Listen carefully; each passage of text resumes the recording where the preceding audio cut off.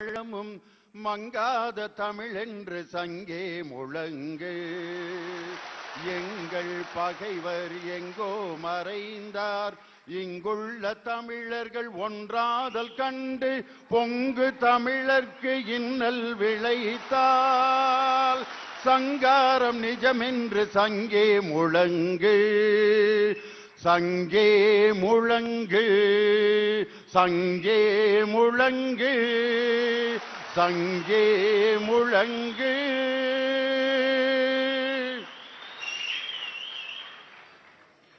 ஒரு நல்ல மகிழ்ச்சியான விடுமுறை திருநாளில் இன்று உலகம் முழுவதும் பரவி இருக்கின்ற கோடான கோடி கலைஞர் தொலைக்காட்சி நேயர்களுக்கு எங்கள் அன்பான வாழ்த்துக்களையும் வணக்கத்தையும் இந்த நேரத்தில் தெரிவித்து,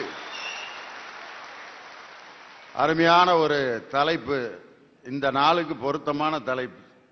நவீன கருவிகள் மக்களுக்கு தந்தது சுகமா சுமையான். இங்க வந்து உட்கார்ந்துருக்கவங்க நிறைய பேர் சுகமா வந்து உட்கார்ந்துருக்கவங்களும் இருப்பாங்க, சில பேர் ஒரு சுமையோட வந்து உட்கார்ந்துருக்கவங்களும் இருக்காங்க. அது யாருன்னா மனைவியை கூட கூட்டி வந்ததெல்லாம் சுமையோட இருக்கும்.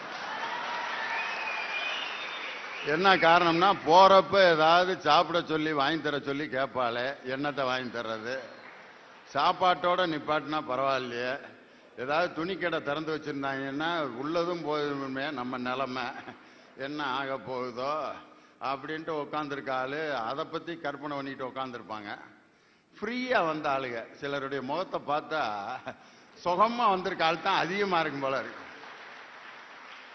அது ஒரு மனிதன் அதை விரும்புறான், எப்ப பார்த்தாலும் அப்படியே என்னத்தை அப்படின்ட்டு அப்படி ஃப்ரீயா இருக்கணும்னு. அந்த ஃப்ரீயா இருக்கிறதான் ஒரு மனிதன் வந்து சுகமாக இருத்தல் அப்படின்னு. அதனாலதான் வந்து எங்கேயாவது ஒரு லீவு நாள்னா ஒரு டூர் அடிக்கிறதுக்காக ஊட்டி, கொடைக்கானல், ஏற்காடு இங்க போவாங்க. சில பேர் அங்க போய் சுகமா இருக்கிறேன்ட்டு பெரிய வினைய விலை கொடுத்து வாங்கிட்டு இருப்பேன். அங்க போய் புருஷ மண்டாட்டி 2 பேரும் சண்டை போட்டுக்கிட்டு இருக்கேன். நான் அப்பவே கொடைக்கானல் போலான்னு சொன்னேன். ஒன்னும் பேச்சா கேட்டு வந்து ஊட்டி மழை வெஞ்சுக்கிட்டே இருக்கு. முகரைய பார்த்தாலே ஒண்ணுமே விளங்காதுரு. எங்க ஊட்டி என்ட்ரன்ஸ்ல நடக்குது இந்த கூத்து. ஒரு மனிதன் அவன் தூக்கி வச்சிருக்கக்கூடிய சுமை அவனுக்கு சுகமா அல்லது வேதனையா அப்படிங்கிறது அவன் வச்சிருக்கிற ஆளு எதுக்காக சுமந்துகிட்டு இருக்காங்கிறத பொறுத்து. இப்ப மடியில ஒரு குழந்தைய அந்த அம்மா வச்சிருக்காங்க, எவ்வளவு நேரம் வேணாலும் வச்சிருப்பாங்க. காரணம் என்னன்னா தான் பெத்த பிள்ளை. அது எப்படி ஆடினாலும் சரி, முடிய பிடிச்சி இப்படியே சடையை பிடிச்சி இப்படியே ஆட்டுவேன். அந்த அம்மா காதை பிடிச்சி பைக் ஓட்டுவேன். இது ஆக்சிலேட்டரு, இது கியரு, கிளச்சு. அது அம்மா ரொம்ப ஆசையா பட்டிமன்றம் கேட்டுக்கிட்டு இருப்பாங்க. காது 2ஐயும் இப்படி பிடிச்சி இப்படியே திருகுவேன். அவனை ஒன்றும் செய்ய முடியாது. இன்னும் சில பேர் மூஞ்சியில கண்ணு 2ஐயும் டப்பு டப்புன்னு அடிப்பேன். காரணம் இங்கே நடக்கிறது அவனுக்கு பிடிக்கல. சுகமாகுது சுமையாகுது. அவன் ஃபீல்டே தனி. அவன் அந்த அம்மாவோட குழந்தைனால மடியில எவ்வளவு நேரம் என்ன அக்கிரமம் பண்ணாலும் சந்தோஷமா வச்சிருக்கான். அதே அம்மா ஒரு ஹேண்ட்பேக் ரொம்ப போனா அது 1/2 கிலோ கூட இருக்காது. அதை தூக்கிட்டு வர்றதுக்கு பார்த்தீங்கன்னா 2 கை இப்படி மாற்றுவேன். இங்க இருந்து அப்படியே கையை கடுக்குதுக்கா. மொத்தமே 425 கிராம் தான் இருக்கு. அதை பார்த்தா 15 தடவை இப்படி கை மாத்திக்கிட்டே இருக்கு. ஏன்னா அது ஒரு சின்ன வெயிட்டா இருந்தாலும் இதை செமந்து ஆக வேண்டியிருக்கே அப்படின்னு ஒரு நியதி இருக்கிறதுனால அந்த 400 கிராம் அந்த அம்மாவுக்கு அவ்வளோ கஷ்டமா இருக்கு. அதே நேரத்தில் ஒரு தாய் அந்த 10 மாசம் அந்த சுமக்கிற சுமை இருக்கு பாருங்களேன். ஒரு சின்ன ஒரு ரேஷன் கடையில் 2 கிலோ ஜீனி வாங்கிட்டு வந்தா கூட அப்படி தூக்கிட்டு வந்து ஒரு மரத்தடியில் இருக்க கல்லில் கொஞ்ச நேரம் வச்சு அப்புறம் எடுத்துட்டு போய் இந்த கையில மாத்தி தூக்கிட்டு போகுது 2 கிலோ ஜீனி. ஆனா அந்த வயிற்றுல இருக்கிற குழந்தை அந்த 10 மாசம் என்ன மகிழ்ச்சியா சுமந்துகிட்டு இருக்குன்னு தெரியுமா அந்த அம்மா. அப்படியே பார்த்து பார்த்து இந்த என்னமோ பண்றான் உள்ள, அவங்க அப்ப நாட்டமே திமிரெடுத்து போய் உதைக்கிறான் அப்படிங்க, வகுத்திலேயே தான் உதைக்கிறாங்க. அந்த நேரத்தில் இங்கிட்டு பிறண்டு படுக்க முடியாது. எந்திரிச்சு இப்படி உட்காந்து இந்த பக்கம் பிறண்டு படுக்கணும். ஒரு நினைச்ச ட்ரெஸ்ஸை போட முடியாது, நினைச்சதை சாப்பிட முடியாது. ஏன்னா அதுக்கு கோளாறு சொல்றதுக்குன்னே பெருசு வீட்டுக்கு வந்துடுவேன். தாமா மாசமா இருக்கிற, கண்டது கடையதையும் திங்கக்கூடாது, சூதானமா இருக்கணும். இங்க வேறு அரிசி திங்காத, பருப்பு திங்காத, முருங்கைக்காய் திங்காத, உருளைக்கிழங்கு திங்காத, யாரும் அந்த கோதுமை ஏதாவது சுட்டுக்கிட்டு கொடுத்தாங்கன்னா தின்றான். அதை இட்லி திங்காத, தோசை திங்காத, இம்புட்டையும் திங்காம இருந்தா அப்புறம் என்ன மண்ணவா திங்க முடியும்?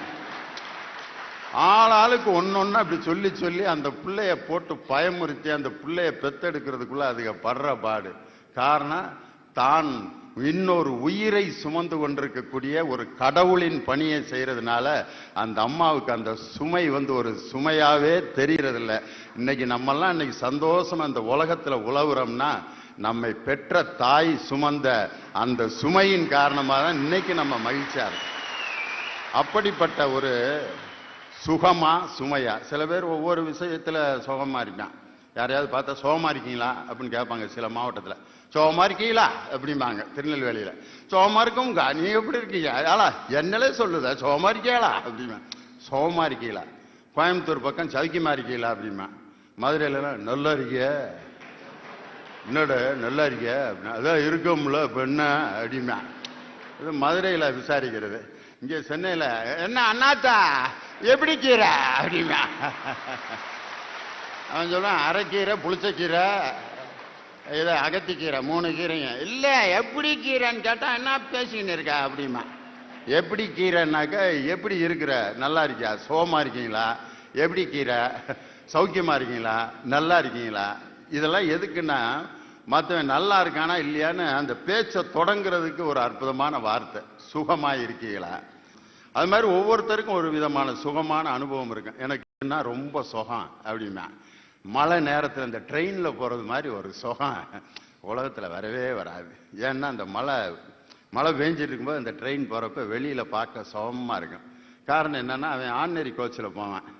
காரணம் அந்த ஆர்டினரி கோச் அவனுக்கு ஏசியா மாத்தி செலவில்லாம ஏசி கோச்சில் போறது. அதனாலதான் அந்த மழை நேரத்தில் ட்ரெயின்ல போனா சுகமா இருக்கு. ஒவ்வொருத்தனும் ஒவ்வொரு விதமான சுகங்களை வாழ்க்கையில் அனுபவிக்கிறான். இப்படிப்பட்ட சுகம் என்பது ஒரு மனிதனுக்கு இனிமையான அனுபவம். அதே நேரத்தில் சுமைங்கிறது வாழ்க்கையில நம்ம எதிர்பாராத நேரத்தில் வரும். நம்ம கண்டிப்பா அந்த சுமையை சுமந்து தான் ஆகணும். உதாரணத்துக்கு ஒரு பையனை பள்ளிக்கூடத்தில் போய் சேர்க்கணும். அவன் அப்பா போறாரு, பையனை பள்ளிக்கூடத்தை சேர்க்கணுங்க. சேர்க்கணுங்க சேருங்கன்னு தானே சொல்றேன். எவ்வளவுங்க இந்த அவரு சொல்லுவாருங்க. அவங்க பார்த்தீங்கன்னா வாயில சொல்ல மாட்டேன், பேப்பர்ல எழுதி காட்டுவான். ஏன்னா செல்போன்ல ரெக்கார்டு பண்ணி போலீஸ்ல கொண்டு போய் காமிச்சிருவாங்கன்ட்டு பேப்பர்ல எழுதிய 1ஆம் கிளாஸுக்கு, 2ஆம் கிளாஸுக்கு, 3ஆம் கிளாஸுக்கு அவன் இப்படியே அந்த ரூபாயை பார்த்தேன். 3 வயசுல கொண்டு போய் சேர்க்க போறேன், 32,000 ரூபாய் கேட்கிறாங்களே.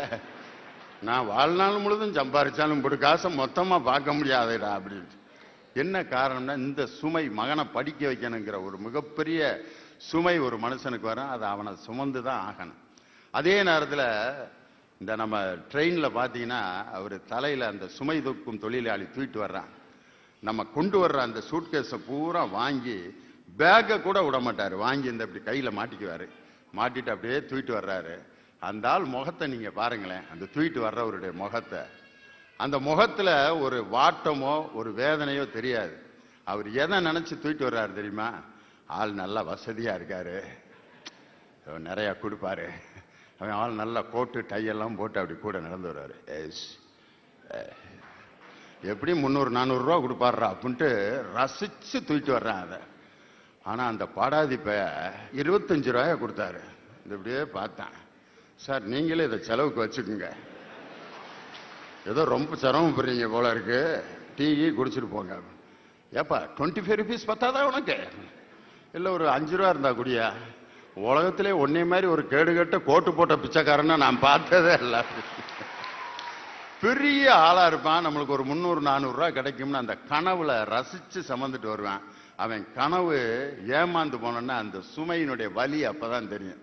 ஆனா சாதாரண ஒரு ஆள் ஒரு 2 பெட்டி தான் அவர் தூக்கிட்டு வர்றாரு. பரவாயில்லப்பா இந்த பையெல்லாம் நான் தூக்கிட்டு வரேன்ட்டு பாதியை இவரையும் தூக்கிட்டு வந்துட்டு 2 பெட்டியை மட்டும் அவர் இழுத்துட்டு வர முடியாதுங்கிறதுக்காக கொண்டு வந்து, எவ்வளவு சாமி வேணும் சொல்லுப்பா, எவ்வளவு வேணும், ஏதோ நீங்க பார்த்து போட்டு கொடுங்க, எவ்வளவு சொல்லுப்பா, ஒரு 100 ரூபா கொடுங்க சாமி, இந்தா ஒரு 25 ரூபா சேர்த்து வச்சுக்க, இந்தா 100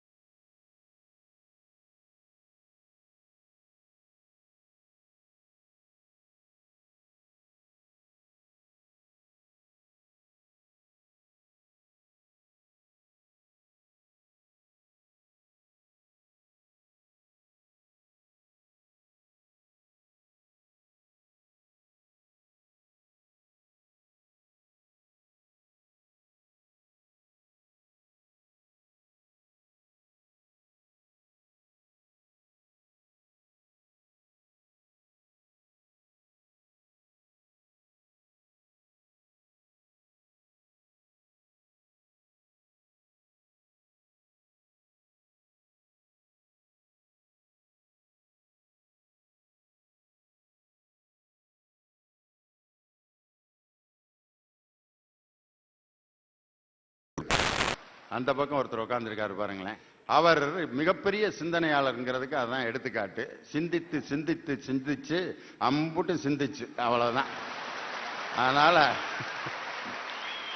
அவர் நல்ல சிந்தனையாளர் அப்படிங்கிறதுக்கு அவர் நிறைய நூல்களை வெளியிட்டிருக்கிறார். ஒரு பள்ளியில ஆசிரியராக பணிவை புரிந்து கொண்டிருந்தாலும் நிறைய நூல்களை எழுதியிருக்கிறார்.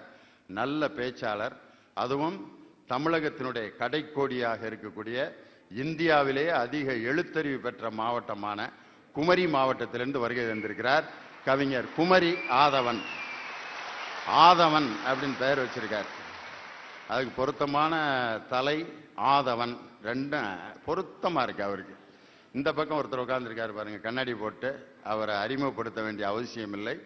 அவருடைய பேச்சுக்கு நான் ரசிகன் என்றால் அது அவருக்கு தான் பொருந்தும். ஒரு பத்திரிகையாளர், நல்ல பேச்சாளர், கவிஞர், எழுத்தாளர், சிந்தனையாளர், அனைத்து திறமைகளுக்கும் சொந்தக்காரர். அந்த பட்டுக்கோட்டை கல்யாண சுந்தரம் பிறந்த செங்கப்படுத்தான் காடுக்கு பக்கத்தில் இருக்க விக்கிரமம் என்ற ஊர்ல பிறந்து இன்னைக்கு மதுரையில ஒரு பத்திரிகையினுடைய பொறுப்பாசிரியராக பணியாற்றி கொண்டிருக்கக்கூடிய கவிஞர் மதுக்கூர் ராமலிங்கம்.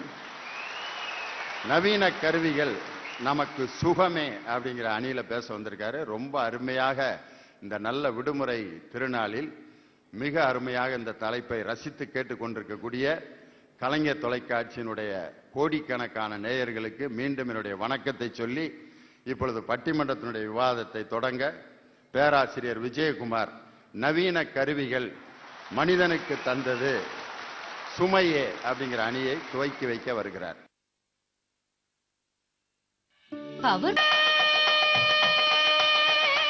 நடுவர் அவர்களே, இன்னைக்கு ஒரு நல்ல தலைப்பு கொடுத்திருக்கிறீங்க. நவீன கருவிகள் மனிதனுக்கு தந்தது சுகமா சுமையா? நடுவர் அவர்களே, நவீன கருவிகள்லாம் வந்திருக்குது, உண்மைதான்.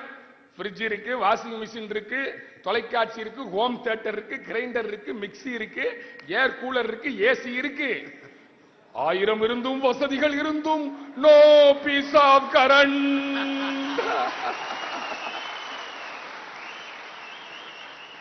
தமிழ்நாட்டில் இருந்து 2 மின் திட்டத்திலிருந்து வேறு வேறு மாநிலங்களுக்கு மின்சாரம் சென்று விட்டன. ஆனால் அதை மேடை போட்டு பேசும் பொழுது பேச முடியவில்லையே.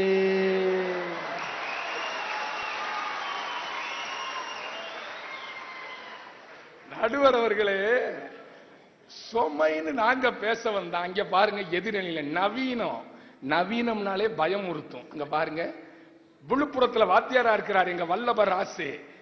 பள்ளிக்கூடத்துக்கு போயிருக்காரு, பையன் பாடி இருக்கான், வாராம் வாராம் பூச்சாண்டி பைக்கு வண்டி இல்ல. ஏப்பா, மெட்ராஸ் முழுக்க முடி வெட்டும் கடை இருக்குது, இப்படி ஜட போட்டு வந்திருக்கிறியாப்பா, கருவி தெரியலையா? நவீனம் நவீனம் நல்லா பாருங்க. உடை நவீனமானது, பண்பாடு போயிடுச்சு. உணவு நவீனமாச்சு, உடல் நலம் போயிடுச்சு. கருவிகள் நவீனமயமாச்சு, குற்றங்கள் பெருகிவிட்டன, சோம்பேறித்தனம் வளர்ந்து விட்டது.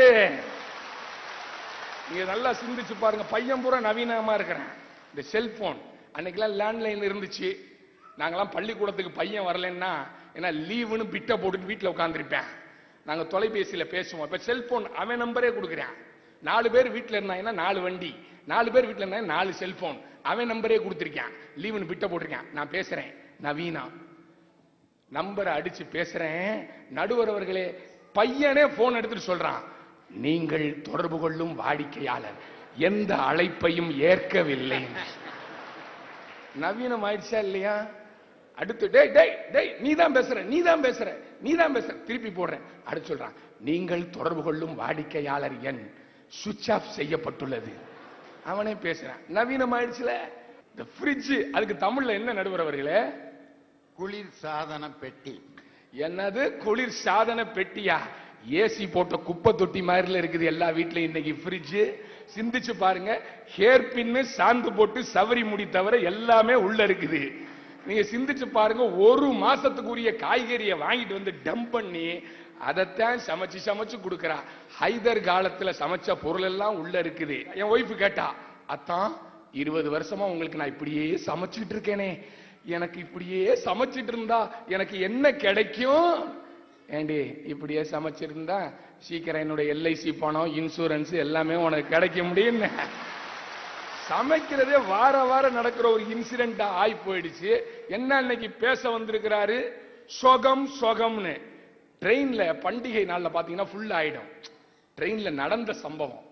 ட்ரெயின்ல பண்டிகை நாள்ல ஃபுல் ஆயிடும். அன்ரிசர்வ்ல தான் போகணும்.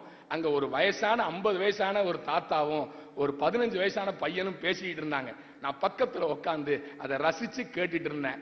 என்னப்பா உங்க வாழ்க்கை அப்படின்னாரு அந்த பெரியவர். என்னப்பா வாழ்க்கை? வாழ்க்கைன்னு என்ன தாத்தா நீயே சொல்லு, நான் 15 வயசு பையன். அதுக்கு அந்த தாத்தா சொன்னாரு, பணக்காரன் வயித்தை குறைக்கிறதுக்காக ஓடுறான், ஏழை வயித்தை நிறைக்கிறதுக்காக ஓடுறான். இதுதான் வாழ்க்கைன்னு சொன்ன. இன்னைக்கு கருவிகள் பெருக பெருக சோம்பேறித்தனம் வளர்ந்து போச்சா இல்லையா? ₹1 காயின்ஸ் போட்டு பேசலாம்னு ஒரே இந்தியா கருவி வந்துச்சு. நம்மால ₹1 காயின்ல நூலை கட்டி நம்பரை டயல் பண்ணி உள்ள விட்டுட்டு பேசிட்டு திருப்பி எடுத்துட்டேன். நவீன கருவி யாருக்கு நன்மை? சுடுறவனுக்கு தான் நன்மை. ஏடிஎம் கார்டு இப்ப பூரா சம்பளம் பூரா ஏடிஎம்ல கிரெடிட் ஆயிடுது. வரிசையில நிக்கிறேன், அவன் பணத்தை எடுக்கிறதுக்கு தெருவுல நிக்கிறேன். வரிசையில நின்னுட்டு உள்ள போறேன், ஏடிஎம்ல கார்டை சொருகிட்டு ரகசிய எண்ணை தெரிவிக்கவும் 5432 டச் பண்ணிட்டு இப்பொழுது ₹5000 எம்டின்னு வருது. இவன் ஏடிஎம் கார்டை சொருகிறதுக்கு முன்னாடியே இன்னொருத்தன் வரிசையில் நின்று போலி ஏடிஎம் கார்டை சொருகி அவன் பணத்தை பூரா அபேஸ் பண்ணிட்டு போயிட்டான். கருவிகள் பெருக பெருக தொந்தரவுகள் பெருகி போச்சா இல்லையா? நீங்க சிந்திச்சு பாருங்க. மனிதனுக்கு மட்டும் சுமை இல்லை நடுவர் அவர்களே, கருவிகளுக்கும் அது சுமை. நடுவர் அவர்களே, வெத்தலை பெட்டியை பார்த்தா உங்களுக்கு என்ன ஞாபகம் வரும்? வெத்தலை பெட்டியை பார்த்தா ஒரு வெத்தலை போடுறது, தாம்பூல சுவை, எது ஞாபகம் வரும்? நடுவர் அவர்களே, அழகா சொன்னீங்க. வெத்தலை பெட்டியை பார்க்கிற போதெல்லாம் எனக்கு பாட்டியின் நினைவு வரும். சாய்வு நாற்காலியை பார்க்கிற போதெல்லாம் அதிலே சாய்ந்திருந்த என் தாத்தாவின் நினைவு வரும்.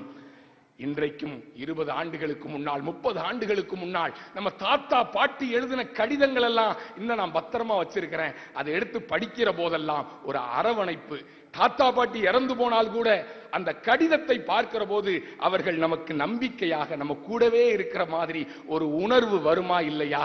பேரறிஞர் அண்ணா கூட தம்பிக்குன்னு கடிதம் எழுதினார். நம்ம தலைவர் கலைஞர் ஐயா உடன்பிறப்பே என்று கடிதம் எழுதுகிறார். இந்த மூத்தோர்கள் தாத்தா பாட்டி கடிதம் எல்லாம் ஒரு பொக்கிஷம். நடுவர் அவர்களே, இன்னைக்கு உங்க நவீன கண்டுபிடிப்புல இன்னைக்கு கடிதம் இலக்கியம், கடித இலக்கியம் என்கிற கலையே இல்லாமல் போய்விட்டதே. மூத்தோரை மறந்தவர்களாக நாம் மாறிவிட்டோம். இன்னைக்கு எஸ்எம்எஸ்ங்கிறான், எம்எம்எஸ்ங்கிறான், இமெயில்ங்கிறான், சாட்டுங்கிறான், அதுல பத்திரமா வச்சிருக்கான டெலீட் பண்ணிடுறேன். ஆனால் கடிதம் என்கிற ஒரு அற்புதமான இலக்கிய விஷயமே இன்றைக்கு நவீன கருவிகளால் முடங்கி போய்விட்டது. இது சுமையை தாண்டிய சோகம் இல்லையா? சுமையை தாண்டிய சோகம் இல்லையா? சுகம் மாதிரி தெரியும், ஆனால் அது சுகம் இல்லை. நீங்கள் சிந்தித்து பாருங்கள். ஒரே ஒரு செய்தியோடு நான் முடிக்கின்றேன். எந்திரங்கள் பெருகி இருக்கிறது, நிம்மதி பெருகி இருக்கிறதா? கருவிகள் பெருகி இருக்கிறது, நிம்மதி பெருகி இருக்கிறதா? நேரத்தை சுருக்கி இருக்கிறது, வாழ்நாளையும் சுருக்கி விட்டதல்லவா கருவிகள்? வேகம் வந்திருக்கிறது, விவேகம் வந்திருக்குதா? வீட்டுக்கு வீடு வாகனங்கள் பெருகி போச்சு, ஆம்புலன்ஸுக்கு வழி விட மாட்டேங்கிறான். இன்னைக்கு எல்லாம் ஃபாஸ்ட் ஃபுட் கல்ச்சர், வாழ்க்கையும் ஃபாஸ்டா முடியுது. சோத்தை வறுக்கிறேன், ஒரு இருப்பு சட்டி மாதிரி போட்டு முட்டையை 2 ஊத்தி சோரத்துக்கு போட்டு பந்து விளையாட, சிக்கு சிக்கு சிக்கு சிக்கு சிக்குன்னு பந்து விளையாண்டு அதுல மிளகா பொடியை போட்டு, மல்லி பொடியை போட்டு, செங்கப்பொடியை போட்டு, கோலப்பொடியை போட்டு, கலர் கலரா சர்பத்தை ஊத்தி 2 குலுக்கு குலுக்கி சுட சுட குடுக்கிறேன். வரிசையில் நம்மால் சாப்பிடுறேன். எவ்வளவு ஃபாஸ்டா அது உள்ள போகுதோ, காலையில ஃபாஸ்டா வெளியில வந்துருது. கேட்டா ஃபாஸ்ட் ஃபுட்டுங்கிறான். வாழ்க்கையும் ஃபாஸ்டாக இருக்கிறது நடுவர் அவர்களே. அது சுகமாக தெரியும், அது சுகம் அல்ல, சுமைதான் என்ற ஒரு நல்ல தீர்ப்பை இந்த மாமன்றம் வழங்க வேண்டும் என்று சொல்லி என் இதய தோட்டத்தில் பூத்திருக்கிற நன்றி மலர்களை காணிக்கையாக்கி விடைபெறுகின்றேன். நன்றி, வணக்கம். இன்றைய நிகழ்ச்சிகள் அனைத்தையும் வழங்குவோம்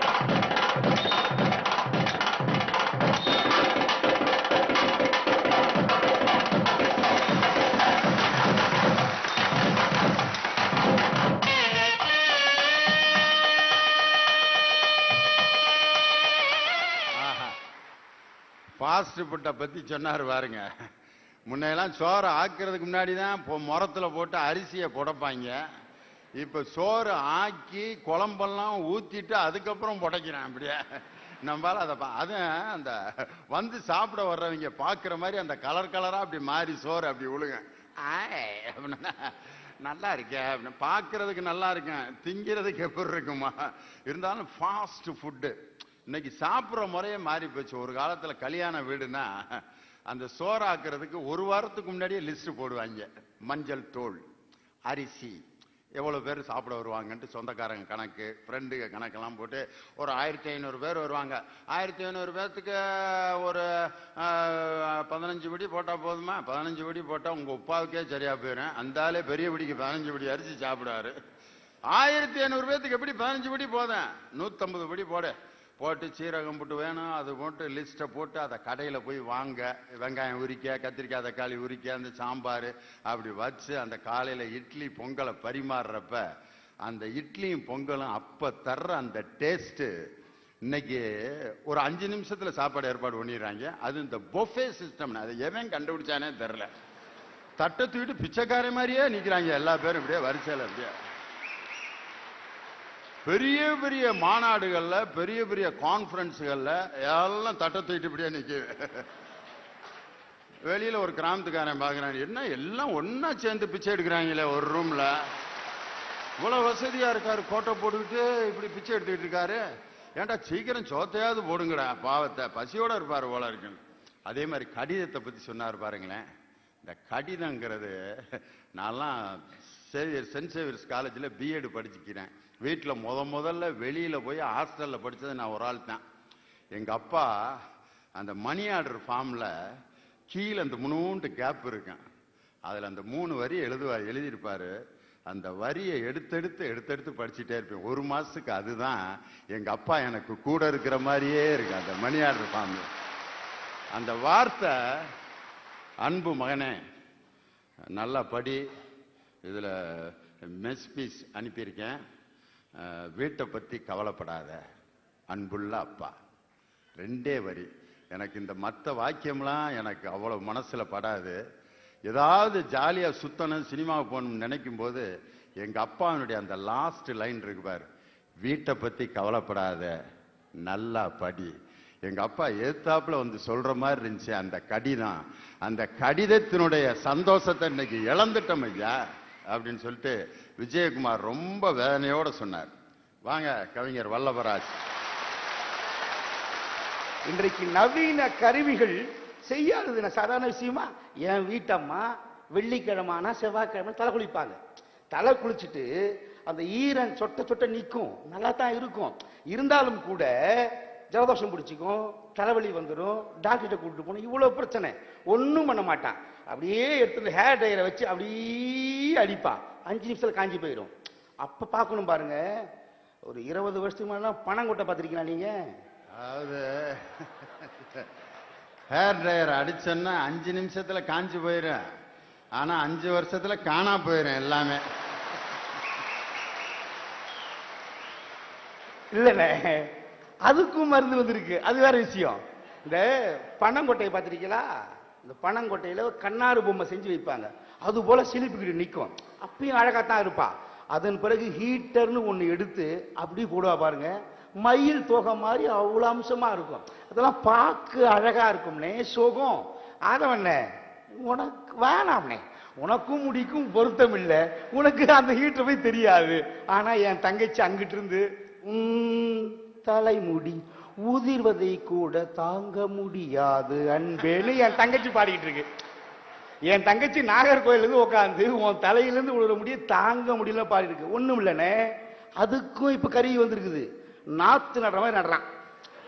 என்ன நீ நட்டு பாரு, மோகன்லாலையும் மம்முட்டியும் மிக்ஸ் பண்ண மாதிரி புது ஹீரோ கிடைப்படி தமிழ்நாட்டுக்கு. கிராமத்துல சாயந்தரம் 3:30 மணிக்கெல்லாம் வேலையை முடிச்சுட்டு வந்து வரும்பொழுதே விறகு பொறிக்கணும் வந்து அதை அடுப்பு பத்த வச்சு, எங்க உங்களை மாதிரிலாம் பெரிய அறையெல்லாம் இருக்காது, புளியா மரத்துக்குள்ளேயோ மாட்டுக்கொட்டாய்க்கு பக்கத்துலயோ அப்படி ஊதி ஊதி ஊதி பின்னாடி வர வீட்டுக்காரனுக்கும் பிள்ளைக்கும் 3:30 மணிக்கு அடுப்பு பத்த வச்சாதான் 7 மணிக்கு சோறு போட முடியும். ஆனா இன்னைக்கு அப்படி இல்லைன்னு, இலவச எரிவாயு கேஸ் அடுப்பு கிராமங்கள் தோறும் போனதுக்கு அப்புறம் எங்க அப்பத்தாவும் என் அத்தையும் 7:30 மணிக்கு அடுப்பத்து வச்சு 8 மணிக்கெல்லாம் சோறு போடுது. என் பாட்டனும் மாமனும் வயல்ல கூட 3 மணி நேரம் உழைக்கிறான். காந்தி சொன்னாரே பசுமை புரட்சி, இன்றைக்கு நவீன கருவி வருகிற பொழுதுதான் என் தாத்தாவும் மாமனும் 3 மணி நேரம் எக்ஸ்ட்ரா உழைக்கிறான். பசுமை புரட்சி வருதுன்னா அது நவீன கருவின. பழமையை போற்றுகிறவன் தமிழன். நீங்க கூட சொன்னீங்க உங்க அப்பா எழுதினார் கடிதம்னு. நியாயம்தான், மிகப்பெரிய விஷயம்தான். எத்தனை வருஷத்துக்கு பாதுகாக்க முடியும் உங்களால? நான் கேட்கிறேன். ஒரு 30 வருஷம், ஒரு 40 வருஷம் செல்லரிச்சு போயிடும். ஆனா உங்க தாத்தா எழுதுந்து விஜயன உங்க தாத்தா எழுதின கடிதம் 10 வருஷம் 5 வருஷம் இருக்கும். ஆனா எங்க நவீன கருவி அதை ஸ்கேன் பண்ணி இவ்வளோண்டு சிப்புல வச்சிருக்குது. 1000 வருஷம் கழிச்சு கூட நீ சொருவி உன் தாத்தா கடிதத்தையும் உன் மாமா கடிதத்தையும் பார்க்கலாம். இன்னும் 1000 வருஷத்துக்கு உன் தாத்தாவும் பாட்டியும் உன் கூட இருக்கிறது இல்ல, உன் பேரம் கூட இருக்கிறதுக்கு எங்களுடைய நவீன கருவிதான் சுகமாக இருக்குது. நீங்க மறந்துடக்கூடாது. இறுதியா ஒரே ஒரு செய்தி. என் பையன் 6 வயசு இருக்கும் போதுங்க நடக்கல, நல்லா நடந்துட்டு இருந்தான். கால் தோண்டு விழுந்துச்சு, சுத்தமா விழுந்து போச்சு. தூக்கிட்டு ஓடுறோம் ஆஸ்பத்திரிக்கு, ஒன்றும் பண்ண முடியல, என்ன ஏதுன்னு சொல்லிட்டு. அப்ப டாக்டர் சொன்னாரு, ஒண்ணு இல்ல தம்பி, இந்த கால்ல எறும்பு குருத்து எலும்பு இருக்குல்ல, அங்க கிருமிகள்லாம் அதிகமா இருக்கு, அதை அறுத்து ஆபரேஷன் பண்ணணும், அப்பதான் உன் பையன் நடப்பான். இதுக்கு முன்னாடி என்ன சொன்ன கேட்டீங்கன்னா, இது தெய்வ குத்தமா இருக்கும், இது இன்னுமோ தெரியல, சாங்கியம் செய்யினாங்க. நாங்க டாக்டர் கூட்டு போனோம். டாக்டர் கூடும் பொழுது அவர் அறுக்கணும் பொழுது எங்க மனசை இப்படிச்சு பாடா பண்ணிச்சு. அண்ணே ஏன் புள்ளண்ணே ஒத்த புள்ள நல்லா ஓடிக்கிட்டு இருந்தவன் நீ நடக்கவே மாட்டான்னு டாக்டர் சொல்லிட்டாரு. ஆபரேஷன் பண்ணி பார்க்கலாங்க, எக்ஸ்ரே எடுக்கலாம், ஸ்கேன் பண்ணி பார்க்கலாம், நடப்பானாங்கிற சந்தேகம் இருந்தாலும் நான் முயற்சி பண்றேன். நவீன கருவிகள் வந்துருச்சுன்னும் பொழுது நான் என் பொண்டாட்டி என் பொண்ணு எங்க அப்பா எங்க ஆத்தாலாம் என்ன துயரப்பட்டிருப்போம். அப்போ மகராசம் டாக்டர் வந்தான், ஒண்ணுமே இல்லடா தம்பி, ஸ்கேன் பண்ணி பார்த்தேன், ஒண்ணுமே இல்லை, இதை மாத்திரையில குணப்படுத்தலாம்னு சொல்லிட்டு சிடி ஸ்கேன் என்கிற ஒரு மிக உயர்ந்த நவீன கருவிதான் எனக்கும் என் பையன் இன்னைக்கு அகில இந்திய அளவில் கராத்தே சாம்பியன் ஆக்குறான்னா இந்த அதிநவீன கருவி என் மகனை திருப்பி கொடுத்திருக்கு. ஆக என்னை பொறுத்தவரையில் என் தாய்க்கு நிம்மதி, எனக்கு என்னுடைய மகனை திருப்பி கொடுத்தது இந்த நவீன கருவி. சுகம்தான் சுகம்தான் சுகம்தான். கொட்டட்டும் தமிழ்முரசு, எக்கட்டும் திக்கட்டும் பறக்கட்டும், அதில் தாய் தமிழ் ஆனந்த நத்தமாட்டம் என கூறி வாய்ப்புக்கு நன்றி பாராட்டி விடைபெறுகிறேன். நன்றி, வணக்கம்.